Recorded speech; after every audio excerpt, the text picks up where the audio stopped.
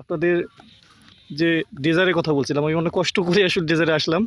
আমি আজকে তুলে ধরবো ভৈরব উপজেলার নুন্দিয়ার পার্শ্ববর্তী ইউনিয়নের আগরপুর ইউনিয়নের মধ্যচর, অর্থাৎ একটা মধ্যে যে চর আছে সেই চরের জীবনযাপন, এখানকার মানুষের জীবন কাহিনী কেমন, এরা কিভাবে আয় করে বা তাদের জীবন নির্বাহ করে সেটা আজকে তুলে ধরার চেষ্টা করব। আশা করি আপনাদের ভালো লাগবে। আপনারা সঙ্গে থাকুন আমার এই ব্লগে।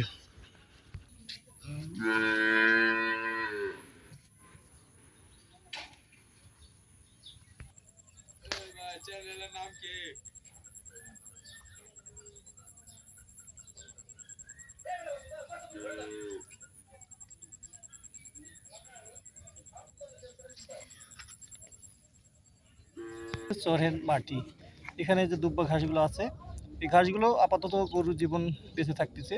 তবে সবচেয়ে বড় কথা হচ্ছে চতুর্দিকে শুধু পানি, আর ওই যে পানির মধ্যে দেখা যাচ্ছে যে বড় বড় ডেজারগুলো, যেগুলো দূর থেকে আপনাদের দেখানোর চেষ্টা করছি। এখন আসছি আপনাদের সেই ডেজারগুলো কী বা কী কাজ করে, ডেজারগুলো কীভাবে চলে। মূলত ডেজারগুলো এখানে কিছুক্ষণের জন্য রেস্ট নিতে আসছে। এই ডেজারের লোক যারা আছে তারা স্থানীয় ভাগে আসছে, চরে আসছে আর কি। চরে কিছু খাওয়া দাওয়া করে রেস্ট নেবে, গোসল করবে, আবার তারা তাদের কর্মযোগ্য চলে যাবে। আবার কিছু ডেজার হয়তো ঠিকঠাক করার জন্য তারা এখানে নঙ্গ করে রাখছে। আসলে দেখা যাচ্ছে অনেক ছোট, বাট অনেক বড়। আমি চেষ্টা করবো আপনাদের সামনে একটু ডেজারে উঠে ডেজারে কিছু ভিউ নেওয়ার জন্য।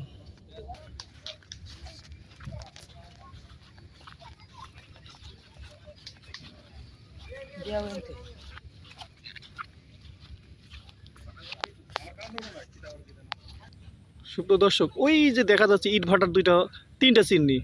আসলে মূলত আমি ওই গ্রাম থেকে ধীরে ধীরে নদী হয়ে ঘুরে ঘুরে ঘুরে আমি ওই যে দেখা যাচ্ছে জায়গাগুলো ওইখানে মনে হচ্ছে কাছে, আসলে কাছে না। আমি একটু আপনাদের জুম করার থেকে দূরে দেখাই, তাহলে বুঝতে পারবেন কত দূর থেকে আসছি। মিনিমাম তো 3 কিলো হবে। তারপরে এখানে আসছে এই সেই মাঝখানে সেই চরের এইটুক জায়গা পানি, আবার এইটুক জায়গা পানি। প্রশস্ত মনে হয় বেশি হবে না, প্রায় 150-200 ফিট তো হবে, তবে লম্বা আছে। পাশেই আমার প্রবাহমান সেই মেঘনা নদী। আর এই মেঘনা নদীর ঠিক এই জায়গায়, এই অল্প জায়গায় এই অল্প জায়গায় আপনারা দেখতেছেন একটু সামান্য চর, যার কোনো নিশ্চয়তা নেই, যে কোনো সময় বিলীন হয়ে যেতে পারে খরাস্রোতা সেই মেঘনার বুকে। তারপর এখানকার লোকেরা অনেক কষ্টে জীবন যাপন করে।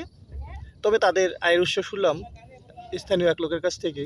ওনারা বললেও ওনার হাজবেন্ড নদীতে মাছ ধরে, তবে যদিও এখন মাছের সিজন নয়, মাছের সিজন নাকি আরও 2 মাস পর হবে। তারপরে তারা কষ্ট করে গরু ছাগলে থাকে, তবে পানি বাড়তেছে, তাদের মধ্যে আতঙ্ক থেকেই যাচ্ছে।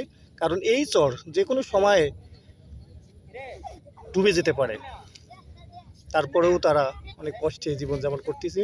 বললাম আপনার স্থলভাগে যান না কেন, কিন্তু তারা বলল যে তাদের এখানেই জন্ম, এখানে বেড়ে ওঠা। তারা স্থলভাগে যেতে পারে না শুধু অর্থের অভাবে। তারা চেষ্টা করে এই জীবনের সঙ্গে মানিয়ে নিতে।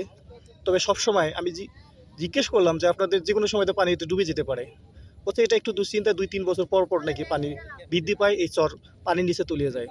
তবে কিছু উঁচু বাড়ি যেগুলো আছে ওগুলোতে পানি কম ওঠে, আবার কিছু নিচু বাড়ি যেগুলোতে ওগুলো প্রায় হাঁটু পানি বা কোমর পানি পর্যন্ত ওঠে। তখন তারা নৌকায় থাকে, পানি কমে গেলে আবার সেই স্থানীয় ঘরেই থাকতেছে। দূরে আপনারা যে বাচ্চাটা দেখতেছেন, আসলে ও চেষ্টা করতেছে স্থানীয় মুরগি বিক্রি করতে, তাদের নিজস্ব মুরগি ওই ড্রেজারে যারা থাকে তাদেরকে দেওয়ার চেষ্টা করতেছে, এবং বলতেছে তাদের মুরগি লাগবে নাকি। মূলত তারা এই মুরগিটা এভাবে বিক্রি করে কিছু টাকা নেবে। এখানে যেহেতু হাট বাজার নাই, তবে ডেজার্টগুলো আমি বলছিলাম যে খুব ছোট, আসলে খুব ছোট না, অনেক বড় বড়। দেখেন আপনারা নিজেই।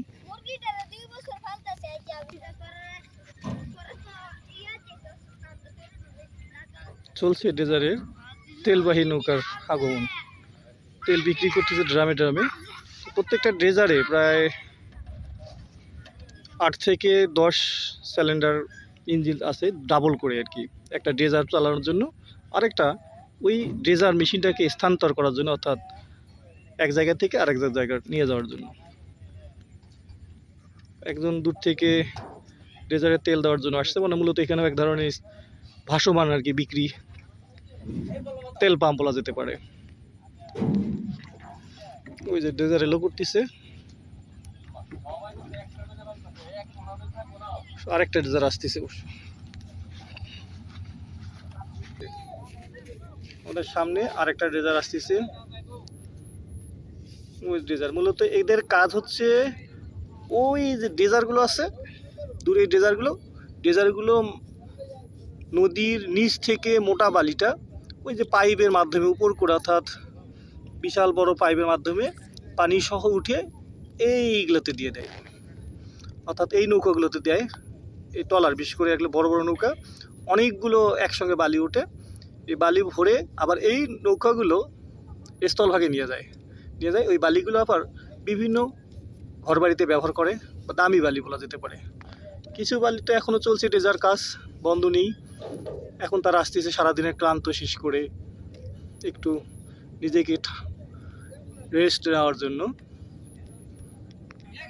ওই যে উঁচু স্থানটা দেখতেছেন, মূলত হচ্ছে এটা চরের এই উঁচু স্থানে বাড়ি করার জন্য একটু উঁচু করা হয়েছে, অর্থাৎ চর থেকে হয়তোবা 4 থেকে 5 ফিট বা কখনো 3 ফিট উঁচু করে এখানে ঘর বানার চেষ্টা করা হবে। যার কারণে এখানে আবার হালকা মাটি বা বালি দিয়ে এই স্থান ভাগ একটু উঁচু করছে, এবং চারদিকে তারা ইট বা বিভিন্ন বাঁশ বেড়া দিয়ে বাধাই করে রাখে।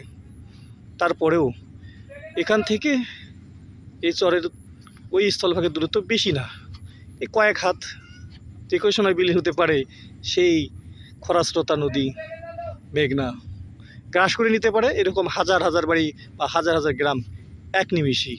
তবু তারা এখানে বসবাস করে।